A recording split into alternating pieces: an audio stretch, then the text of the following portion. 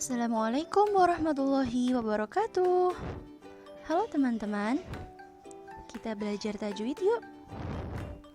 Dengan belajar tajwid, kita akan memelihara Al-Quran dari kesalahan dan perubahan, serta memelihara lisan dan mulut dari kesalahan membaca. Jadi, kita dapat membaca Al-Quran dengan baik dan benar, sesuai dengan makhraj dan sifat-sifat huruf hijaiyah. Video ini dibuat untuk memenuhi tugas ujian akhir semester mata kuliah Tahsinul Qiraah, Prodi Ilmu Al-Quran dan Tafsir, UIN Sayyid Ali Rahmatullah, Tulungagung.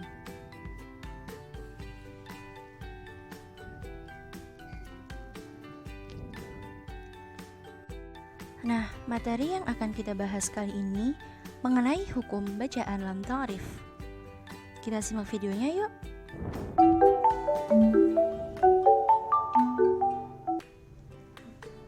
Nah, ada yang belum tahu pengertian al-ta'rif? Al-ta'rif adalah alif lam yang masuk pada kalimat isim atau kata benda. Al-ta'rif ini digunakan untuk membentuk kalimat dari bentuk nakirah menjadi bentuk ma'rifat.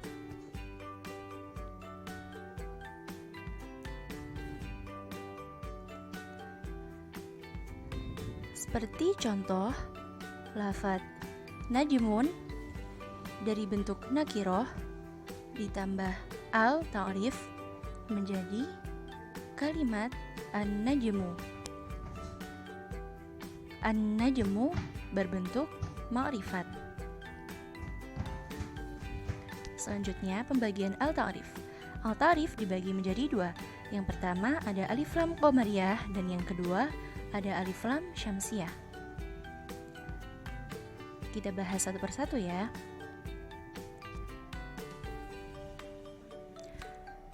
Dimulai dari pembahasan alif lam qamariyah atau disebut juga dengan idhar qamariyah. Pengertian alif lam qamariyah berasal dari kata qamarun yang artinya bulan. Ibarat kita memandang cahaya bulan yang sangat tampak jelas di mata kita. Maka, membaca al-qamariyah adalah dibaca dengan jelas.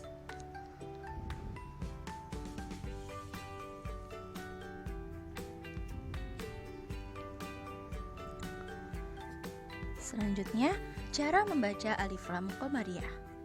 Cara membaca alif lam qamariyah adalah dengan membaca jelas lam ta'rif yang disukun.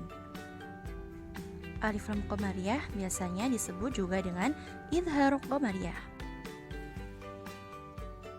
Lalu, kapan bisa dihukumi alif lam qamariyah? Dapat dihukumi alif lam qamariyah apabila bertemu dengan 14 huruf yang terkumpul dalam nazam abik hajjaka wa khaf aqimah. Hurufnya yaitu ada hamzah, ba, ghain, ha, jim, kaf, wawu, kha, fa, ain, qaf, ya, mim, dan ha.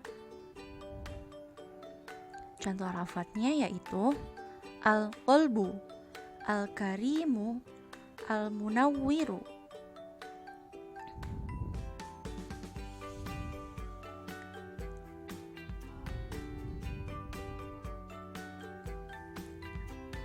Al-fallahu, al-alimu, al-quddusu.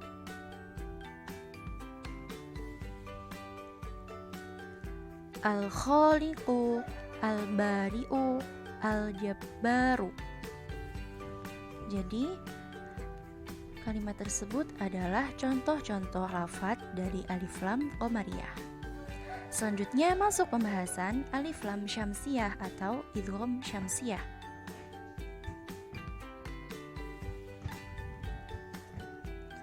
Alif lam syamsiyah berasal dari kata syamsun yang artinya matahari. Ibarat kita memandang cahaya matahari yang tidak nampak jelas di mata kita. Maka cara membaca alif lam syamsiyah adalah dengan tidak membaca jelas lam ta'rif yang disukun. Cara membacanya bagaimana? Cara membaca alif lam syamsiyah adalah dengan memasukkan lam ta'rif kepada huruf syamsiyah sesudahnya. Idgham syamsiyah itu adalah sebutan lain dari alif lam syamsiyah. Atau kita juga bisa membacanya dengan meleburkan suara lam ta'rif pada huruf syamsiyah setelahnya. Jadi, dapat dihukumi alif lam syamsiyah apabila bertemu dengan 14 huruf yang terkumpul dalam nazam.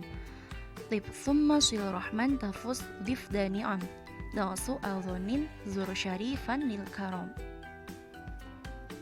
Nah, hurufnya ada 14, yaitu do, sa, sod, ro, nun, ta, za, dot, zal, dal, sin, zo, shin, dan lam.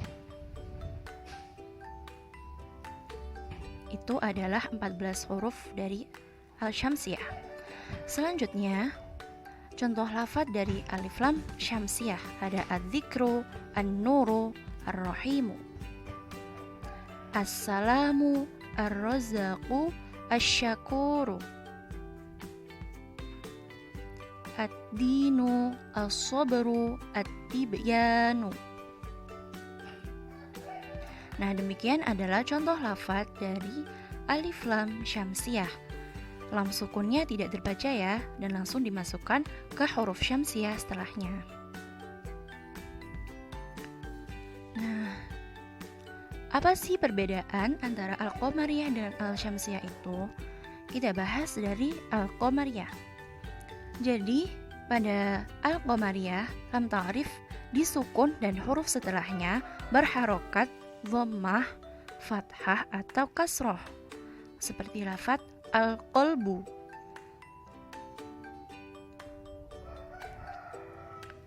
Selanjutnya, pada alif lam syamsiyah, lam ta'rif tidak berharokat dan huruf setelahnya berharokat tasydid, seperti lafadz al-dzikru. Jadi, pada alif lam syamsiyah, huruf setelah lam ta'rif wajib bertasydid. Itulah perbedaan dari alif lam qamariyah dan alif lam syamsiyah. Nah, ini nih, ada yang perlu diperhatikan dalam hukum bacaan lam ta'rif. Yang pertama adalah saat kita membaca al-qamariyah, yakni tidak boleh memantulkan lam sukun. Seperti contoh lafadz al-maliku. Kesalahannya adalah dengan membacanya al-maliku. Al-maliku. Tidak boleh memantulkan lam sukun. Jadi harus dibaca jelas al-maliku. Al-maliku. Nah, seperti itu ya. Langsung kepada pembahasan kedua. Jadi tidak semua lafadz yang didahului oleh alif lam itu dapat dihukumi lam ta'rif. Seperti contoh lafadz alladzi dan alladzina. Kenapa tidak disebut dengan lam ta'rif? Karena lafadz alladzi atau alladzina ini bukan merupakan isim yang ditambah dengan al. Namun al di sini sudah asli dari kalimat itu sendiri. Jadi, bukan lagi isim yang ditambah al untuk menjadikan dia menjadi bentuk ma'rifat.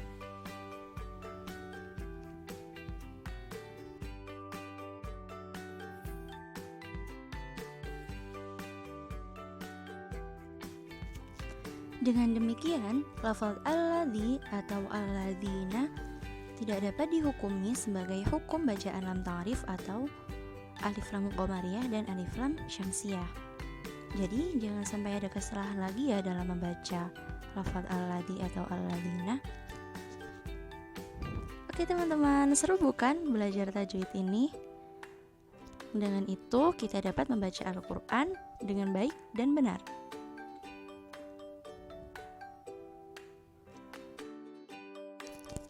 Oke teman-teman, terima kasih sudah menonton video ini. Semoga bermanfaat.